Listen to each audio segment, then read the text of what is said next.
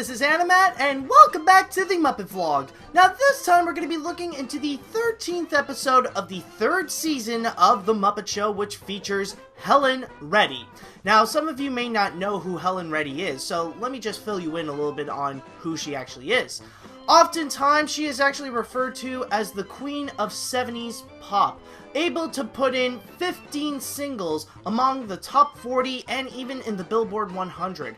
Her most popular song that she actually did was something called I Am Woman, which actually became so popular and in a way actually became a little bit of a theme for feminism in a sense. So it really was a powerful song and it really evoked a really strong message that really became so like endearing to many women and everywhere to become more independent, to become more who they are, not just like seeing them how society sees them, but be their own person. So in a way it really was something powerful that Helen Reddy has left off, and it really does help as well that not only is she a singer, an actress, but also an activist, so it really does mix everything together to really form Helen Reddy. And what is actually very interesting to note is that even though we have reached the halfway point onto this season of The Muppet Show, I mean, we are in episode 13, this is actually the first episode that aired among this season of The Muppet Show. And you can actually tell that this is meant to be a bit of a season premiere, because this is the one that they introduced a brand new character, which in this case was Beauregard, the brand new janitor. And what is actually very interesting to note is that, if you guys may remember in the previous seasons of The Muppet Show, especially in Season 1, they had a janitor beforehand, and it was George. And they kind of set him up as this, like a bitter old man in a way. Not in the veins of Statler and Waldorf, where they're more cynical.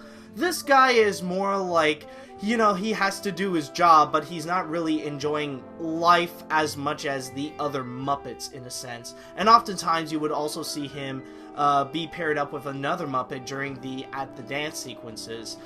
But then came Season 2, and he was kind of dropped off a little bit. He's not necessarily out of the picture, but he's not necessarily used as much as a character as he used to be. Now he would be just as an extra, and you would just see him in several different skits. And even nowadays, like when you look into the 3rd season and then moving forward, the most you would ever see of George would actually be in the introduction, like when you see the intro and like you see the guy part coming in, like it's time to put on makeup, it's time to and you know that part. Like one of the Muppets you would see dancing around would actually be George, and that's mostly it. So in terms of the janitor character, they kind of dropped the ball on that. But then they decided to create a brand new one, which in this case is Beauregard. Now, so far with the episodes that we have seen previously from episode 12 and back, Beauregard does appear a few times, but he wasn't a prominent character. Like, he was just more of an extra, appearing a little bit here and there for like a few minutes or just a few seconds, and that's it. But in this episode in particular, this is the one that he is prominently featured. This is the one where the story is about Beauregard.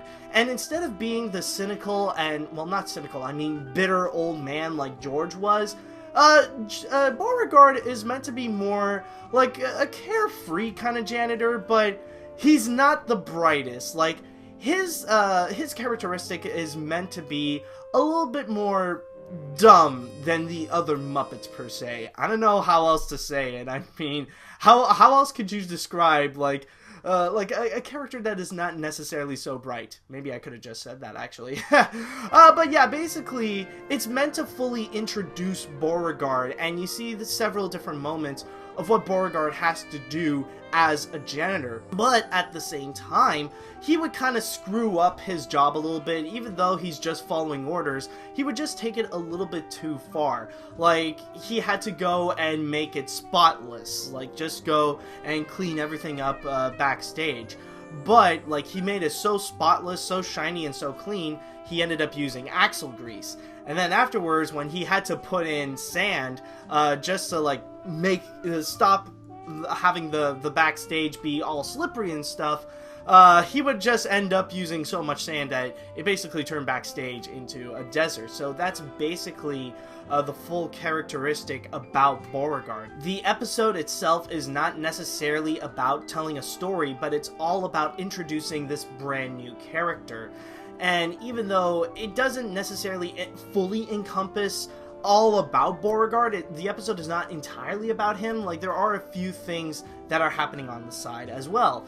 There are also some musical numbers that do happen. Like, the first one is probably one of the most elaborate of this episode, but it's also kind of a crazy one, because you got this entire Chateau Versailles kind of setting where all the pigs are dressed up in 18th or 17th century like French clothing, and you got Miss Piggy playing as Marie Antoinette, and the song that they sing, well, of course, it has to be freaking Staying Alive! Yes, the Bee Gees Staying Alive for some reason, and I guess that's kind of the comedy bit of this little musical number, where, like, you got this contrasting thing, the classical look, and then suddenly they're singing this random disco song. But yeah, that's pretty much like that crazy little thing happening.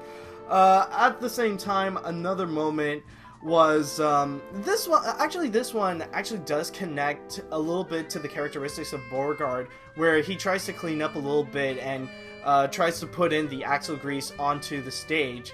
And it was just a little dancing number with a bunch of like side Muppets and Fozzie Bear. So you end up with this little comedic routine of the other Muppets just dancing along, and then Fozzie Bear just ending up slipping everywhere.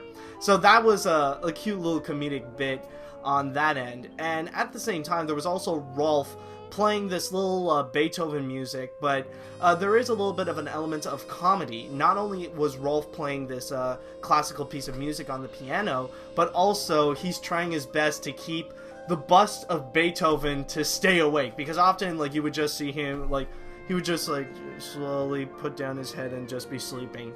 So it's mostly stuff like that. It's, like, cute, subtle little comedy. And then, another one, I'm trying to see if there's another one. Well, technically, it doesn't necessarily count. Like, of course, it raised Veterinarian's Hospital, but there's a little musical number that's very short. It just went by quick. It's called Timey Kangaroo Down Sport.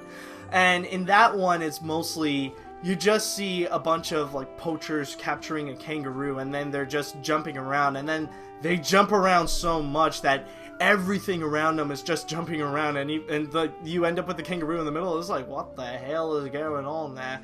And then, of course, you also got the special guest star, Helen Reddy. Not necessarily connecting with a lot of the moments happening in the Muppet Show in this episode in particular, but she does get prominently featured a few times. She started out singing a song called Blue, and what's actually very interesting about that is that she is entirely set in this recording booth. Like, this is the kind of setting that you can literally do that with any song, but I feel like it's actually very interesting that they actually would sing a song like Blue, because I was sitting there thinking, it's like, wait, I know this song, and then immediately I was like, oh, I know what it is! Because interestingly enough, here's a fun little fact, if you guys didn't know. The song Blue actually came from the animated feature Raggedy Ann and Andy, A Musical Adventure. And what is interesting is that the songwriter in there, I unfortunately forgot his name, I do apologize, but he is also the same songwriter who did the song Being Green. So he is also a very prominent member of the Muppets as well, both during the times of Sesame Street and I do believe the Muppet Show as well. So there is that aspect, and it's very interesting that they finally did have that, you know, they actually incorporated that song onto the Muppet Show, and I do find that's actually pretty cool. While at the same time, she also does appear a few times, so like some small comedic bits happening backstage. And simultaneously, she would also appear later on. She would sing to Kermit, You and Me Against the World, which was a cute little ballad, which is just her reminiscing this little song to Kermit. And then finally, of course, you got the finale where she would come in, and this actually ties in for the most part, with the Beauregard story, where at the end Beauregard like puts so much sand everywhere, he decided to move it, and he ended up putting all the sand backstage, so Kermit had to improvise and make this Arabian setting for Helen Reddy and this camel to do a little song and dance routine for We'll Sing in the Sunshine, and it was actually very cute.